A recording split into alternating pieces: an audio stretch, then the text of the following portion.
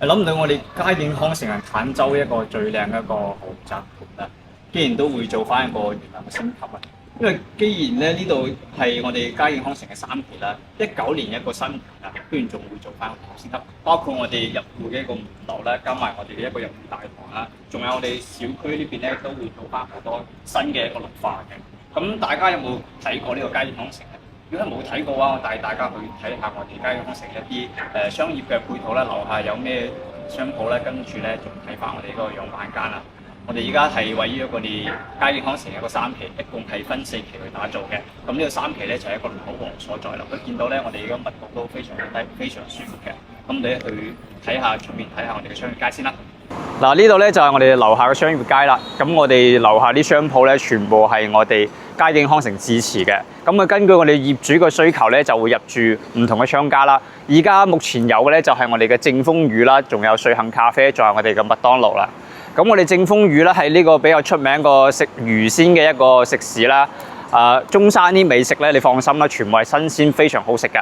跟住瑞幸嘅咖啡咧，平時咧落樓飲杯咖啡，跟住翻工都非常正。麥當勞嘅話，咁我哋就食個快餐咧，簡簡單單解決都冇問題嘅。呢度咧後面咧就係我哋嘅工商銀行啦，準備就會開業嘅。咁到時咧，我哋喺呢度撳錢啦，或者係儲錢咧，都冇問題，都非常方便啦。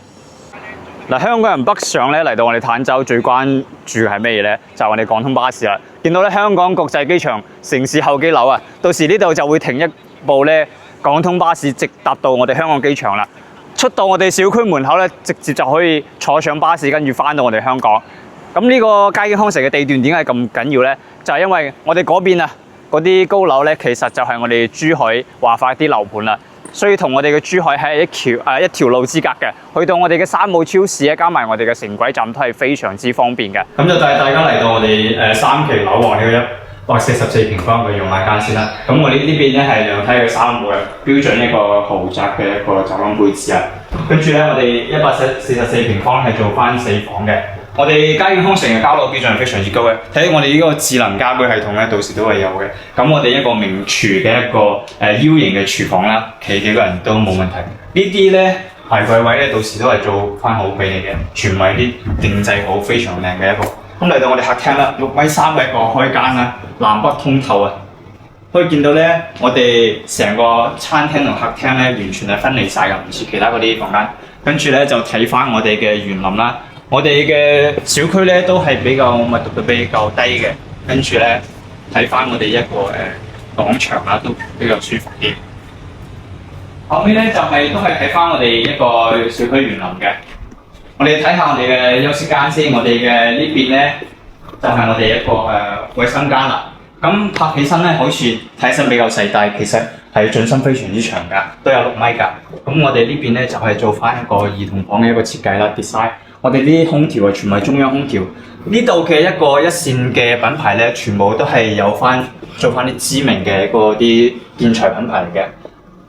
當我開始研究呢啲建材嘅牌子開始咧，就係從呢個佳景開始啦。好多啲知名嘅品牌，我完全都係未聽過啦，全部係一線嘅國際品牌嚟嘅。可以見到咧入嚟我哋嘅主臥都非常大啊！我哋一個衞生間咧帶埋我哋一個浴缸位啊！咁我哋一個呢邊嘅景觀都係睇翻我哋嘅內園。呢邊咧就係我哋第4間房間啦。咁樣板間嚟做翻一個非常豪華一個衣帽間嘅位置。咁我哋一個除咗佳景康城，除咗3期嘅樓王，仲有啲預貨之外咧，咁咧我哋4期咧仲有啲新嘅單位，89平同105平，仲有118平嘅。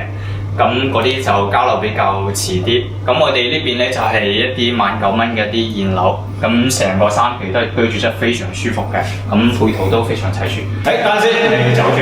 我哋依家配合咧有啲優惠單價，好似呢個毛坯啊，你唔想要啲一線品牌嘅話，152平方啱唔啱？咁我哋入戶嘅花園咧俾到晒你嘅，都係南北通透一個大面積豪宅嘅一個範疇啊。咁我哋呢個單價咧都係13000就可以入手㗎啦。咁興趣嘅話，評論區扣3